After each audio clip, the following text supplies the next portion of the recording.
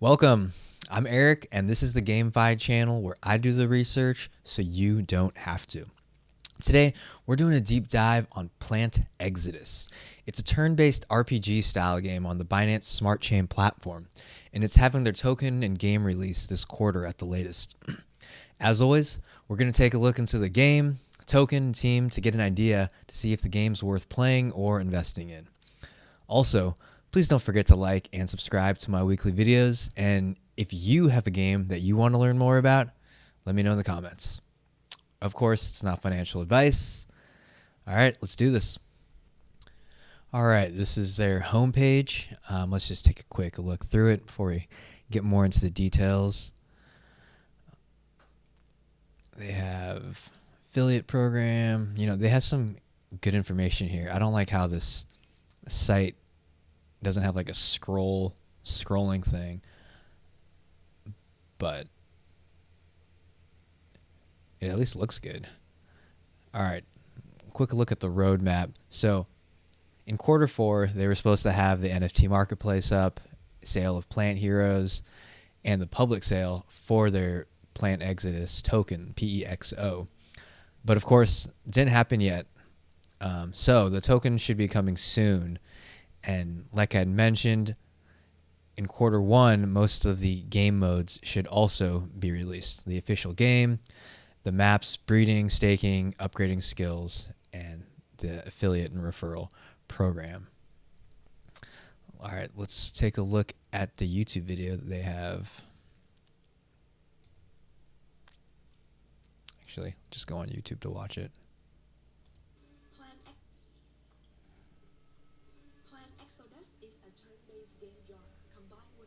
So you can see the turn-based. It looks pretty simple. There aren't many options to like battle options.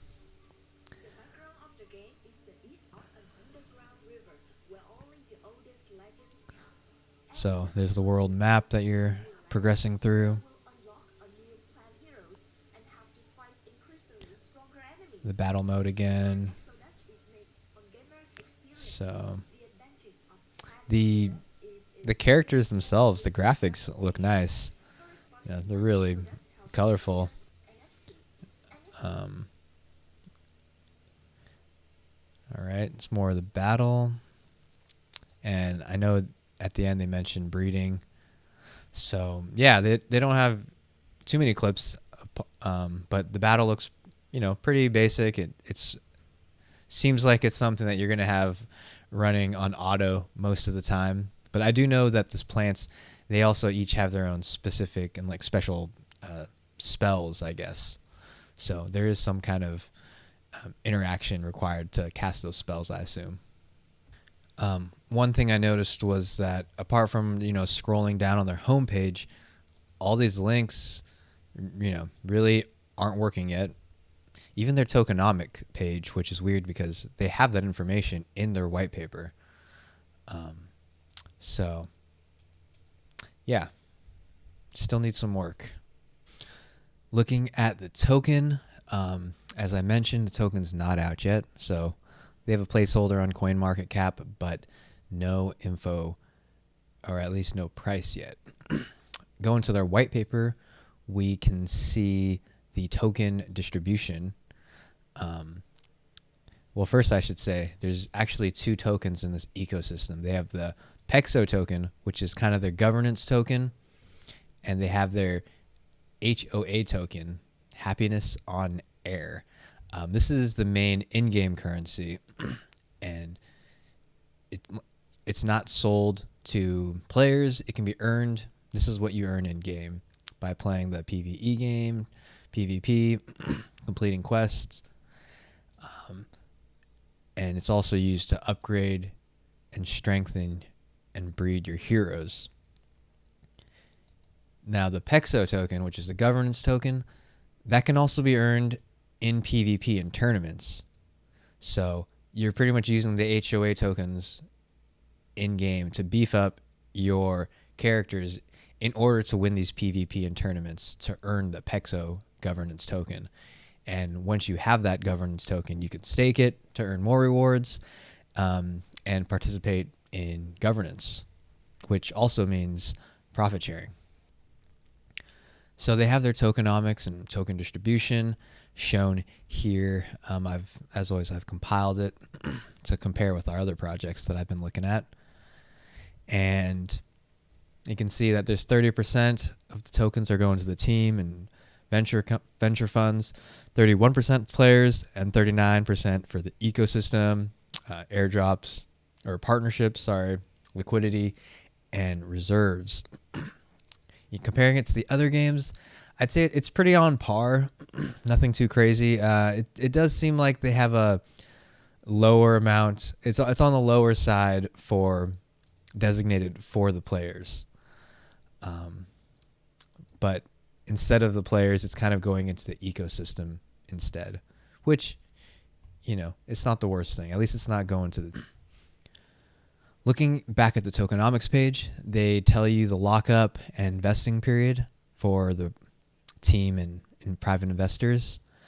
For the team and advisors right over here, which is 20% of the tokens, you can see that there is a lock of 12 and 9 months, which of course hasn't started yet because the token has not been released. But then after that lockup period, the tokens will get vested over a 24-month period. I assume it's linearly. It doesn't really specify. So yeah, the biggest one is that 12-month period. In addition, the private sale, which is 10% of the tokens, that actually has a lockup of only 3 months, after which it'll be vested over 18 months. So even as soon as 3 months after the token distribution, those private VC funds will be able to sell after 3 months, which is a really short time frame, which I feel like that's not... It needs to be longer than that, but it is only 10% of the tokens. But yeah, it is something to note that 3 months in, these venture funds can start selling.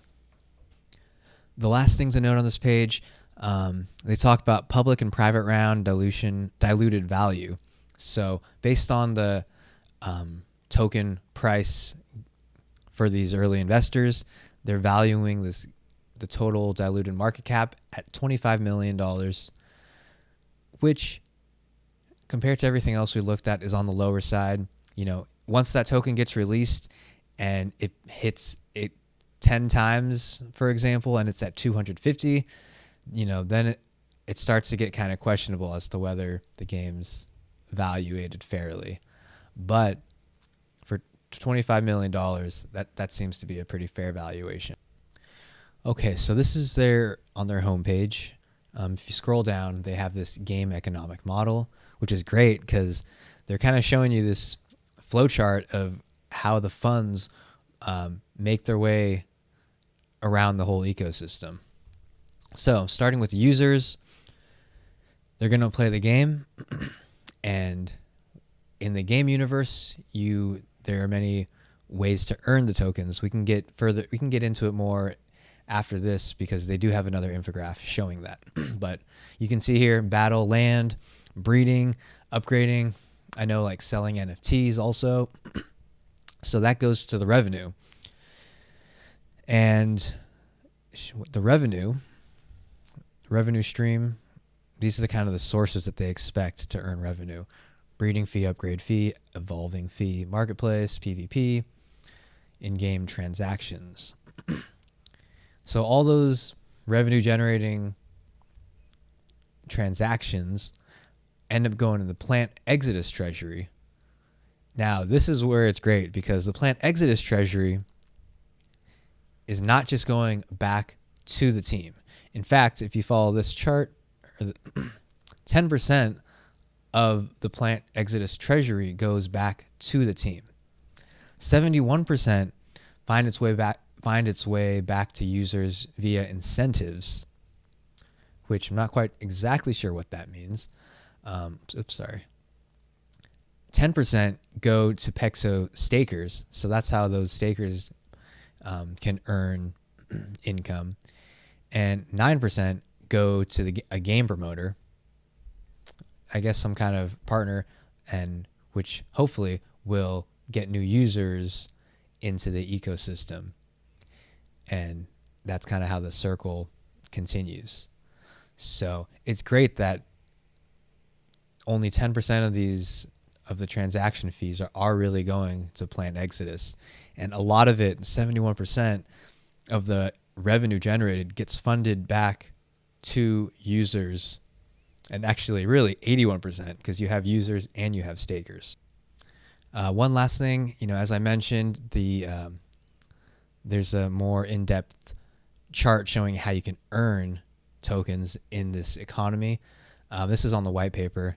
So these are all the ways the user is going to be able to earn tokens, either by battling, scholarship. You can lend your NFTs out for others to play, and you can get a portion of that. And actually talking about the scholarship, they say it's going to be built into the game itself.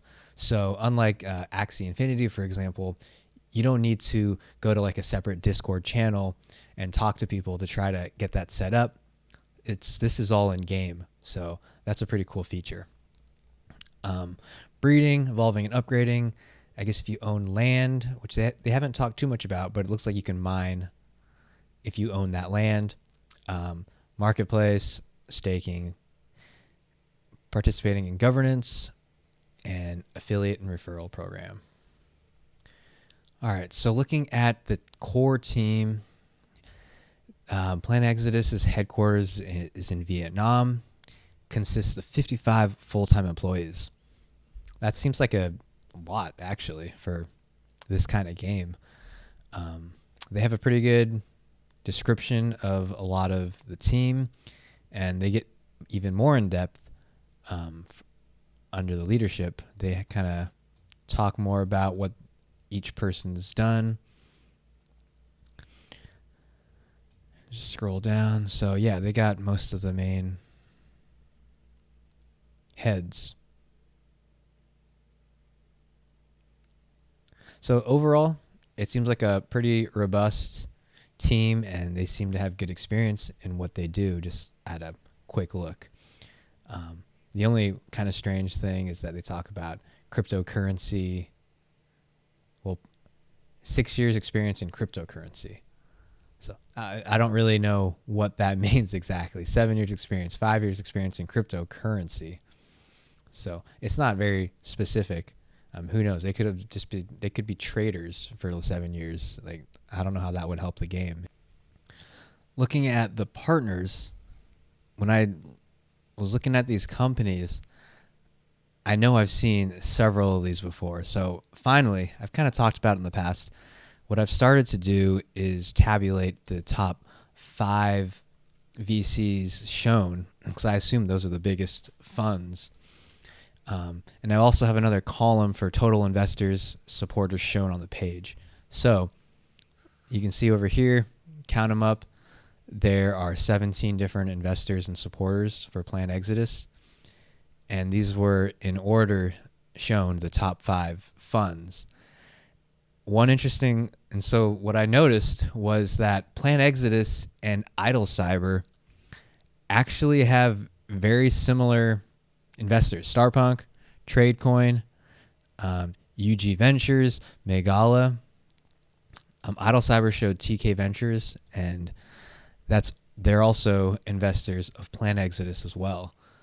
So these guys are pretty much being funded by the same team as Idle Cyber. So given that, I think it's kind of worth looking at Idle Cyber really quick to see kind of how their token has been going. They got released to the market at around 29 cents, and that was back in, early November. And since then, it's kind of been dropping, although, it's been a pretty bearish market overall anyways. But having said that, the token price has dropped down to 8 cents since that initial token distribution. And so currently, they have a fully diluted market cap of 64 million.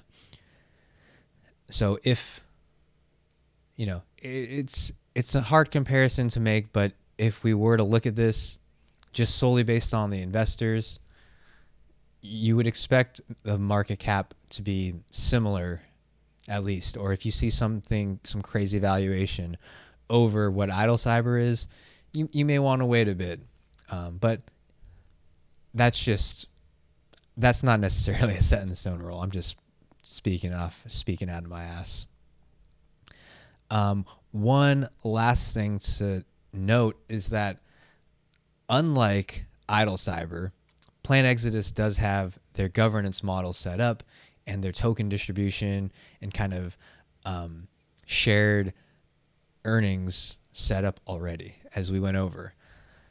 Idle Cyber did not have that. They mention in their white paper that there is going to be some kind of DAO, but nothing set in stone. So I think that value capture that Plant Exodus has already defined makes them more valuable than Idle Cyber, just because that token is coming back into the economy and back towards the players, so that they have kind of a vested interest in playing and in purchasing and keeping that token. Finally, let's look at the social channels. They have Telegram, Twitter, and, well, no Discord, as I've talked about, even though they have a Discord link. So at some point, it seems like there will be a Discord channel set up, but not currently. So yeah, Telegram has 71,000 members. It's pretty much an announcement channel. Of course, you can comment on the announcements. So if you just want the announcements, Telegram's the way to go.